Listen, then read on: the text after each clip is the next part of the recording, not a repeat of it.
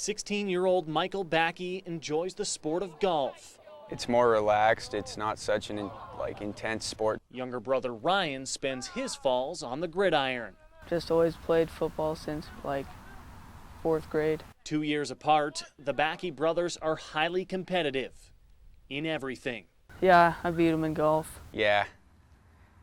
He's not that much better than me, though. From the outside, Michael and Ryan are your everyday teenagers. Take a closer look on the inside, and you'll quickly learn there is much more to the brothers' story. Monday, August 11th, 2013. The day Michael and Ryan Bakke's lives will be flipped upside down. Their father, Chris Bakke, passed away of a sudden and massive heart attack in the family's home. He was 45. It was just kind of hard to believe when it first happened, and I don't know, it was just kind of a shock because nothing was really wrong before. I mean, nothing seemed wrong. He came home from Kmart, bag full of clothes, and things would never be the same. Chris Bakke was well known in the Havre community, an avid hunter, fisherman, and employee of the city parks. He would leave behind a family of 4, which was quickly surrounded by loved ones, both near and far. there was just so much love towards our family at that time. It helped it out. It was a lot easier. One of those family members was Jeff Bondi, Associate Director of Residence Life at Montana State University. Shortly after Chris's passing, Uncle Jeff was to take Michael and Ryan on a float trip near Bozeman, but he surprised them with the unexpected. He says, I better call DeNarius McGhee and see if he's still down to hang out with you guys after this. And then it was just like, what? When we first met him, he showed up riding his bike to practice and all of his gear. And he's a big guy. Like, he doesn't look that big on TV, but when you see him in person, he's just big.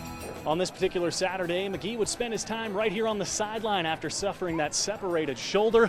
But he says when it came to the Bakke family, there was no doubt he wanted to help. I really can't explain the feeling that I had that day, because that's extremely devastating that you lose your father. I know my father is a great part of my life, and the advice that he gives me and the things that he does for me, just being there each and every day. For them to lose that man in their life, it has to be a tough thing. So I just try to do anything I could for those kids. It was the experience of a lifetime for the two young Bobcat fans. Michael and Ryan were each starstruck, standing next to the hero they had seen so many times on their TV. I almost couldn't believe it, and then we were just walking around the field and he was just telling us about himself. I don't know, it was just really cool. I'm told right away you took off one cleat, signed it, and gave it to one brother, then you took off the other cleat, signed it, and gave it to the other brother. Is this true? It is true. I mean, materialistic things, man.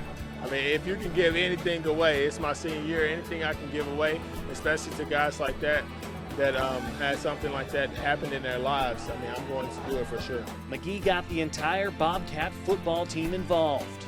Michael and Ryan took in the MSU practice, received a tour around campus, and were greeted by every member of the Bobcat football team. For one defensive back, the Bakke boys' story was all too familiar. I actually watched my father pass away. He was shot, and I watched it happen. He died later on that night, but when he told me, it just hurt, because I hate for it, especially somebody younger than me, to go through the same exact thing. Nelson spent extra time with Michael and Ryan, sharing his own personal story.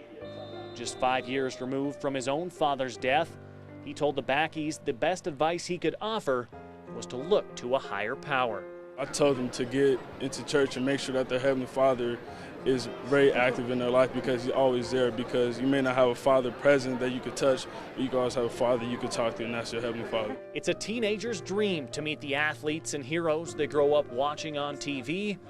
For Michael and Ryan, this was so much more. Probably that little bit of closure, just knowing that this will get easier and that there is people out there to support you through it. It has been less than 2 months since Chris passed away, and the Bakke family is still grieving. But for one day in Bozeman, Michael and Ryan were again allowed to be teenagers, free of tragedy and heartbreak. They may move on with their lives, but their father is in the back of their mind every step of the way.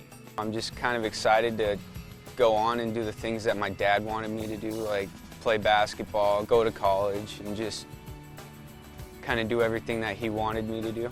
We've talked about how if we needed to, how my brother and I could just kind of take over things and help each other out with that. Just kind of live the life he'd want us to live. As for McGhee and Nelson, their big hearts continue to impact others. This isn't the first time MSU's quarterback has reached out to those dealing with tragedy or handicap.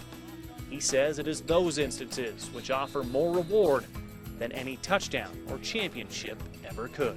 The thing is that we've been given a lot of talent. Being in the situation that we are, we want to do whatever we can for the younger kids. So whenever they are in our position, they're able to look out for the younger kids as well.